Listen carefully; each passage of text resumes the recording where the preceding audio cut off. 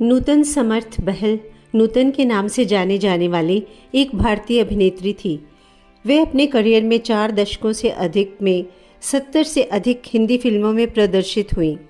नूतन का जन्म 4 बच्चों के मराठी परिवार में हुआ था। उनके पिता निर्देशक कवि कुमसेसन समर्थ और उनकी माता पत्नी शोभना समर्थ थी। नूतन अभिनेत्री शोभना समर्थ की सबसे बड़ी बेटी थी। उनकी 2 छोटी बहनें और एक छोटे भाई थे।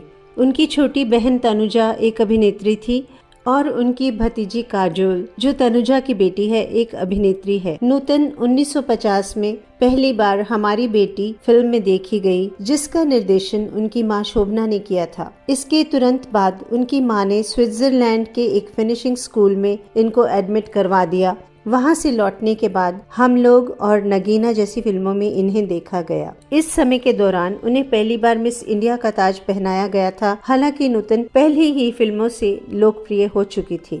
सीमा 1955 की फिल्म, जिसमें उन्होंने सुधार घर में एक अपराधी की भूमिका निभाई, समीक्षकों और जनता द्वारा सराहना किए जाने के अलावा नूतन ने सर्वश्रेष्ठ अभिनेत्री के लिए अपना पहला फिल्म फेयर पुरस्कार भी जीता। 1957 में पेइंग गेस्ट और दिल्ली का ठग आई। दिल्ली का ठग में उनकी बेहिचक भूमिका और विमल राय की सुजाता में उनकी तीव्र भूमिका एक दूसरे के विपरीत थी। नूतन ने अपने बेटे मोहनीश के जन्म के बाद फिल्मों में एक संक्षिप्त विश्राम लिया। 1963 में वह सिल्वर स्क्रीन पर वापस आ गईं, इस बार एक ताज़ा रोमांटिक कॉमेडी तेरे घर के सामने के साथ। उसी वर्ष वह बिमल रॉय की बंदिनी में देखी गई थी। 1970 के दशक में बाकी हिस्सों के माध्यम से नूतन को सफलता का शिखर प्राप्त हुआ। रिश्ते नाते, दिल ने फिर याद किया, मिलन और सरस्वती चंद्र जैसी फिल्मों के साथ। 1970 में नूतन ने कुछ सर्वश्रेष्ठ फिल्में साजन बिना सुहागन, कस्तूरी और मैं तुलसी तेरे आंगन की जैसी फिल्में की।